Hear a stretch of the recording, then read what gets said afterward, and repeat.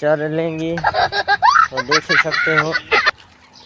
तो चलो गाइस हम भाई छोड़ते हैं गाय को। ओके आप लाइक करो। तो हेलो गाइस, अभी है ना मैं जा रहा हूँ, इधर भाई कबूतर है तो आप देख ही सकते हो। और अभी भाई वो उड़ गए। नहीं पहले क्या बोला? चल साला भाई नस्ल भी ऐसा है, जहाँ भी जाता हूँ इलाका अपुन का हो जाता है।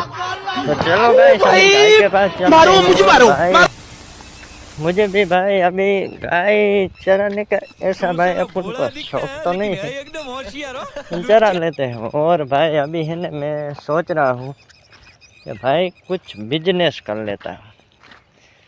तो आप भाई कमेंट करो, तुम्हारा भाई बिजनेस करेगा तो भाई हमने भाई गायों का बिजनेस करेंगे, हो भैंस रखेंगे, 100 गाय रखेंगे और पैसा ही पैसा होगा। किया भाई, पैसा ही पैसा।